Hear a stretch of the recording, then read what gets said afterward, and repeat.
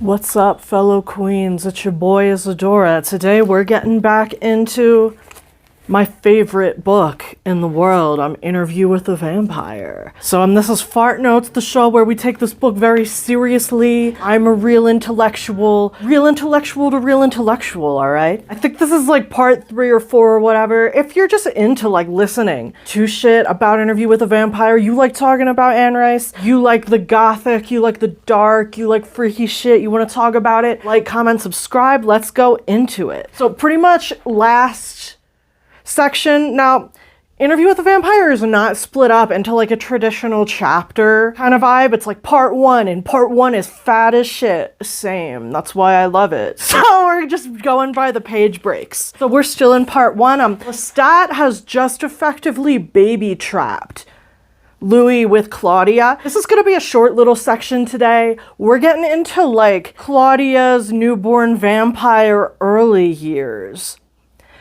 Aww. So, here's where we start getting into the shit that makes me very uncomfortable. I don't think we're far enough into the chapter that I can use the words of certain things which make me very uncomfortable. So, basically we get into it. Lestat and Louis have, like, made Claudia a little baby child vampire. I believe in the book they say that she's, like, no more than 4 or 5 years old. So, like, I think the real horror of this we're gonna see develop, like, throughout. Oh, before we get into it, check out my minimalist Guillermo del Toro's Frankenstein inspired nails. It's a spine.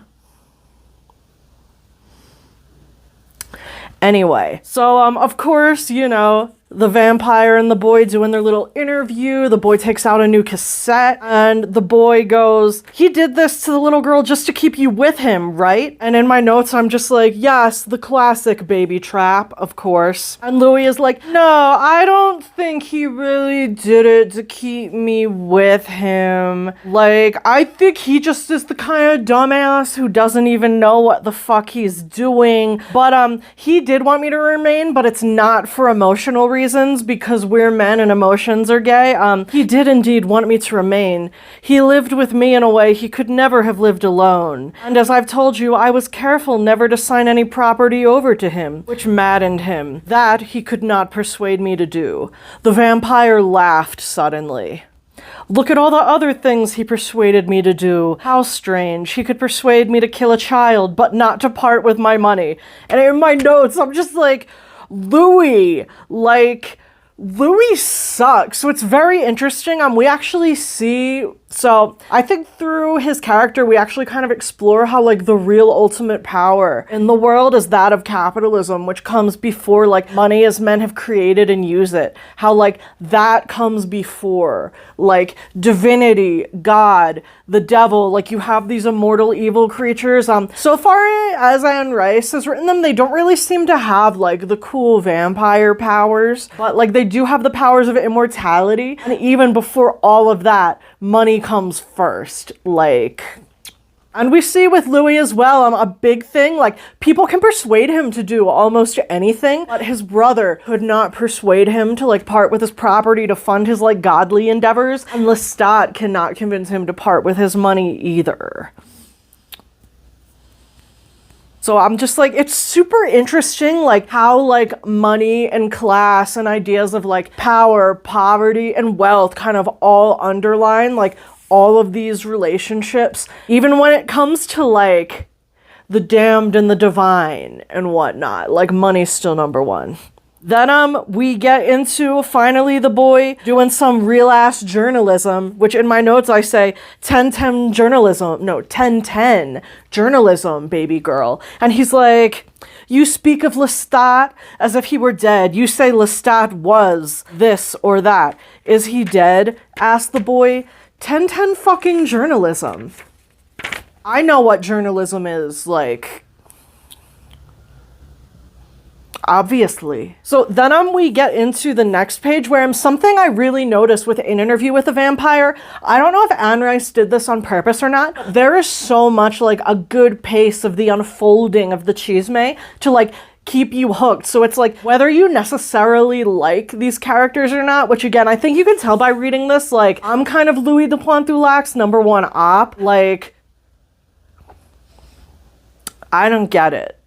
Like, if I was made a vampire tomorrow, I would have like a great fucking time. Like, I would become like a freaky patron of the arts. I would have like naked portraits of me and all my twinks all over my house. Like, I bet you don't even, if you're a vampire, you don't really even have to kill people. Like, I could find people who would be like, hell yeah. I think on the way Anne Rice is reading it, it's like necessary that maybe they kill the people completely. But like, I don't know. I feel like I'm built different and I could do little drinks, okay? Like, you know, not, you know, no shade to like all you other vampires out there, but like, I'm just built different. Anyway, so Anne Rice, the way she writes, like, so the boy goes, you know, is Lestat dead because of how you refer to him? And Louis says, I don't know.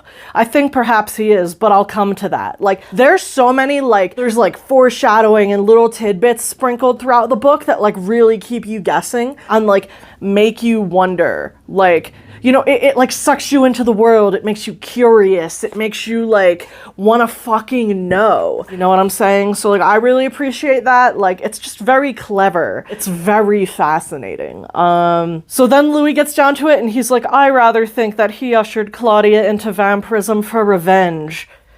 And, you know, revenge, not only on you, but on the world, suggested the boy. Yes, as I said, Lestat's motives for everything revolved around revenge. And in my notes, I'm just like, dumb. Like, you literally just gave so many good reasons why he would do all of these things, and you're just like, he actually did it because, like, he's a fucking dumbass. He just wants revenge on everything, which, like, I feel like honestly wanting revenge on the world is like pretty legitimate. Have you seen the world lately? I don't know, maybe I'm just like a Lestat apologist. Whatever, fight me.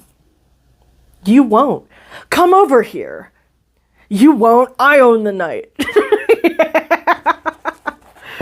Yeah. So Lestat's motives for everything revolve around revenge. Yeah, it has nothing to do with like monetary comfort, companionship, being a sugar baby.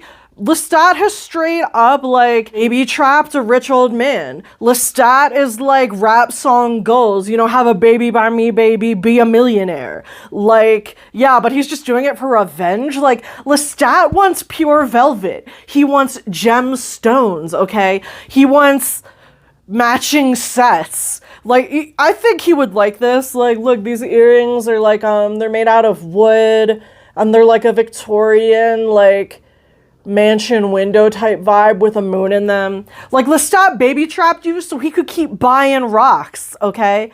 Like, he wants his nail did, he wants his hair did, like, he wants the silk blowout for the trial, okay?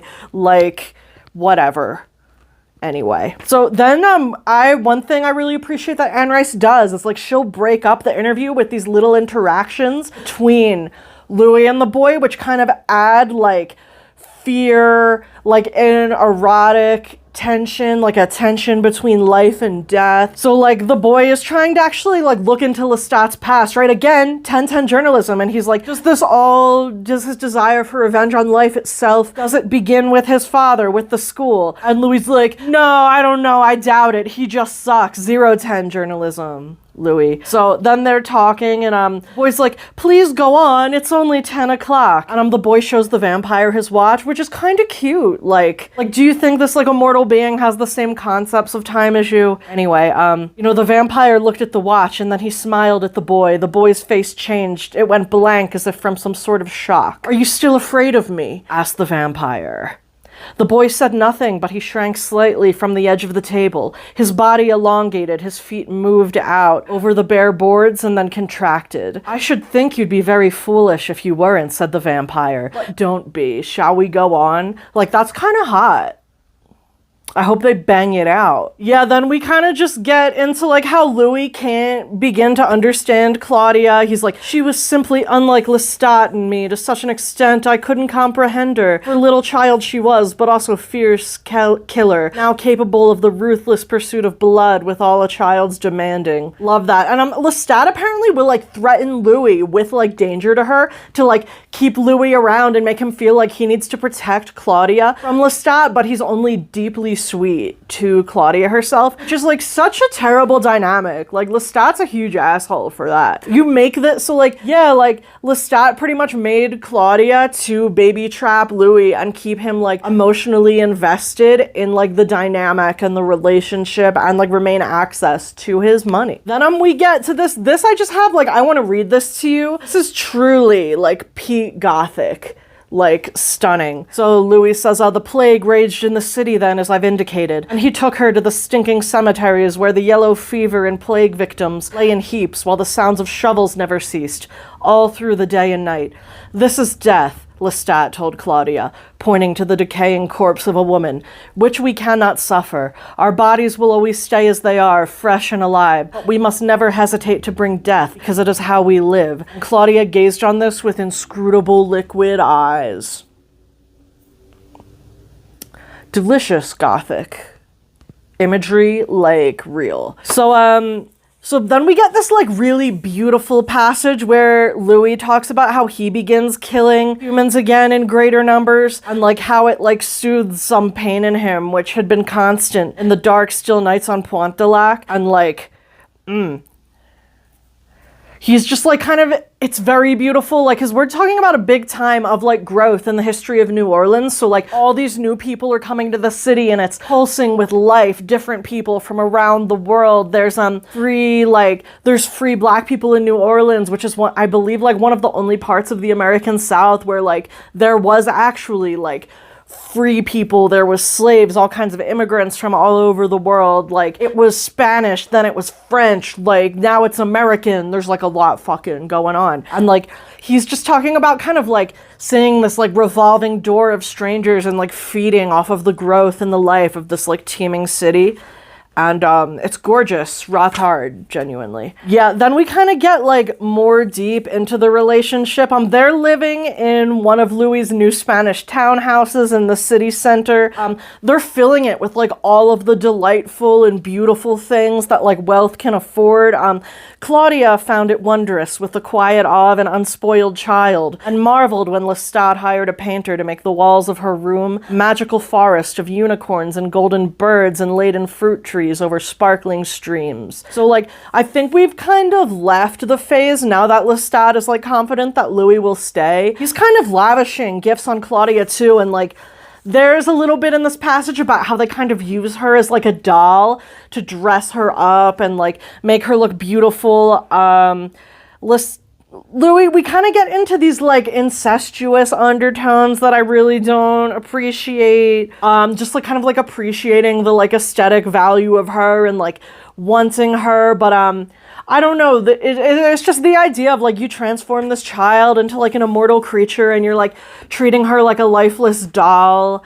Like, no wonder she went insane, just putting it out there. Then we get into one of my personal favorite passages where, so, you know, Lestat and Claudia are like decking themselves out and Louis is like only wearing black and Claudia is like, yo, like deck yourself out. Like, get real looking, which actually, what I remember from the 90s movie, you really see, like, Lestat and Claudia in these, like, beautiful, colorful, decadent fabrics, and Louis always in these, like, muted tones, which, canon accurate.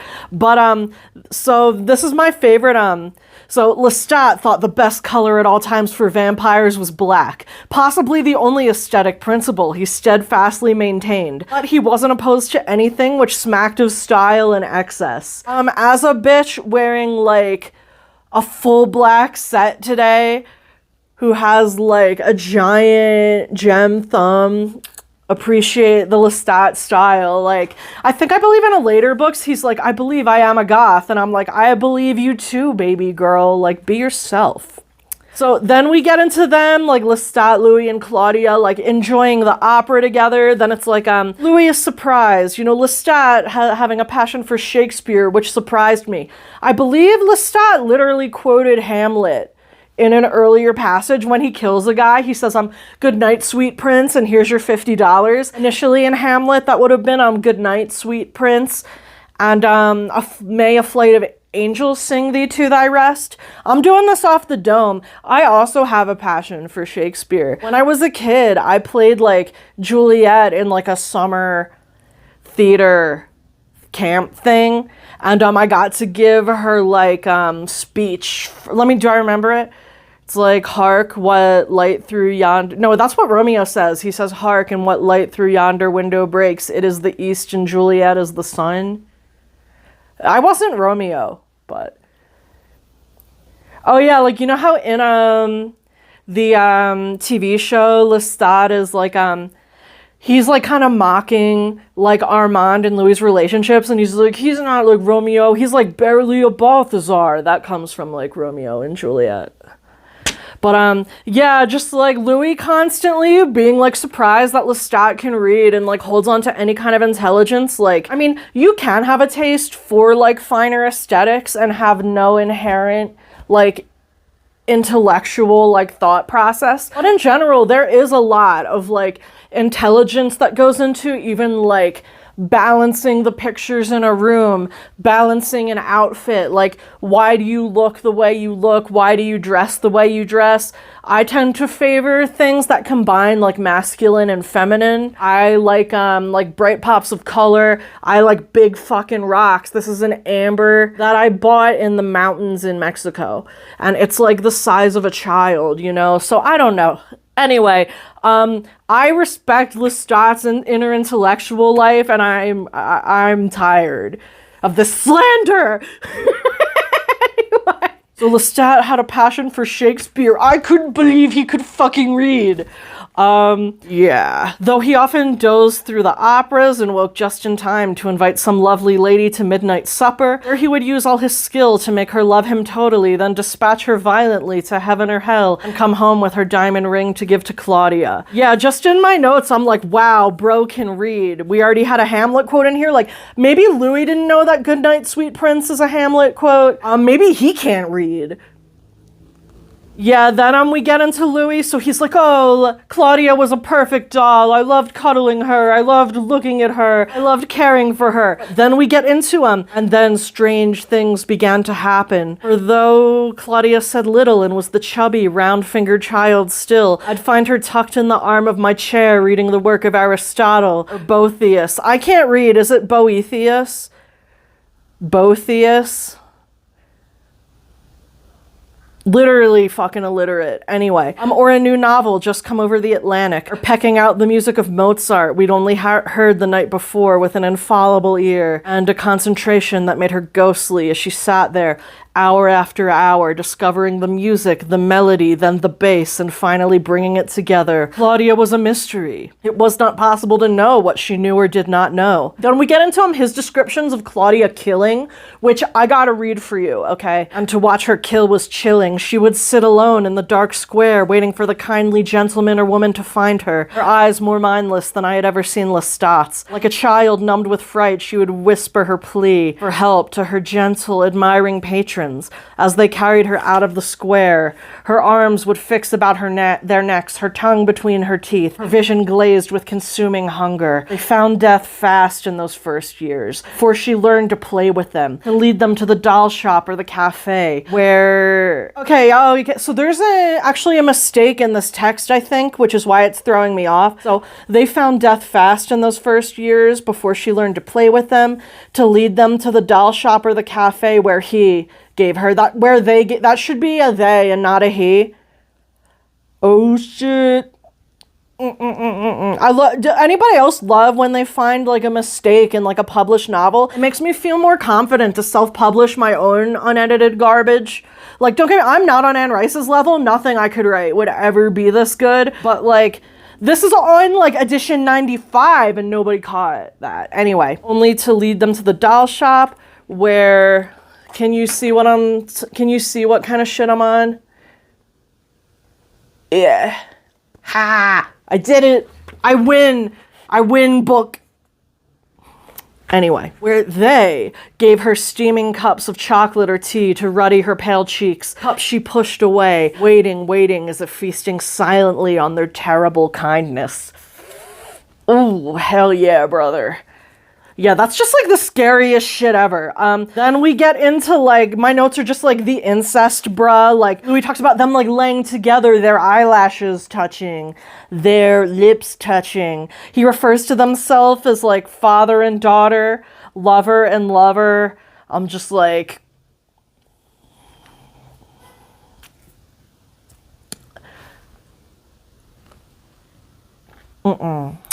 anyway, step brother, what are you doing in the washing machine? I make jokes because I am scared.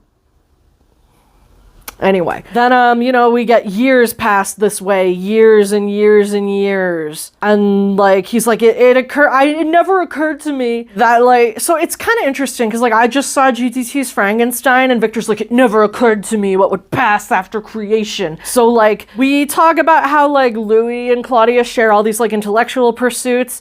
Lestat and Claudia share, like, seduction, hunting, and killing. And then, over, like, years, it finally, Louis realizes, like, hey, I made a child vampire. She's never gonna grow up. And the boy's like, yeah, she's gonna be stuck in that body forever. And we kind of get into, again, like, I think where the gothic comes in is like things lingering which should not linger, which again, childhood, like mine was horrible, I don't miss it. But in general, you know, people consider childhood like a magic time, but like when childhood extends past when it should is when like problems begin and like the discomfort, the anger, the horror. And Louis, you know, it takes him a while to realize it because remember, he's really smart, okay? But everybody else, Lestat, stupid. Louis, real smart. But, you know, yet more and more of her doll-like face seemed to possess two totally aware adult eyes, and innocence seemed lost somewhere with neglected toys and the loss of a certain patience. There was something dreadfully sensual about her lounging on the settee in a tiny nightgown of lace and stitched pearls. She became an eerie and powerful seductress. Her voice as clear and sweet as ever, though it had a resonance which was womanish, a sharpness sometimes that proved shocking. Ew. Not a fan. Then of course, like, she wants to stop sleeping with Louis and like get her own coffin because she's growing up. Like, he doesn't want to give it to her, but then he's like, but hopelessly her lover, I took her to like the coffin maker to like make her a child coffin, and they like kind of lie and say that like her heart's gonna give out, and he makes the coffin. Later, Lestat and Claudia come back and kill him. Then we get into this weird thing. So something you really see throughout these books, which I think I don't see people talk about very often, is like the class, the money, the capitalism. So Louis says that like poverty begins to fascinate Claudia. She begs Lestat to take her out to like poor riverfront places where the immigrants lived. She becomes obsessed with women and children, and she'll like pick off whole families. So like, again, like we see the vampires are largely feeding off of like people who will not be missed. Women, children, Black people, slaves, even free people of color, like prostitutes, like very interesting, you know? I'm like, so like even like kind of like within vampirism, still like the desire to like accumulate capital and the necessity of it and like the human world is like more important than like whatever power vampirism gives you. And like the class structure, like, you see what I'm saying? I don't know if I'm putting it right, because again, remember, I'm like illiterate. But yeah, then we kind of get into the end where like Claudia is like haunting cemeteries, killing like homeless people too. So again, like marginalized groups as like food for the vampire, marginalized groups as like food for like the upper classes. Walk with me, all right? Then like, so they kind of reach like an equilibrium together as a family, which all kind of falls apart because he's like, there was no quarreling. We had our own adjustments. Books filled our long flat from floor to ceiling in row after row of gleaming leather volumes. As Claudia and I pursued our natural tastes and Lestat went about his lavish acquisitions until she began to ask questions.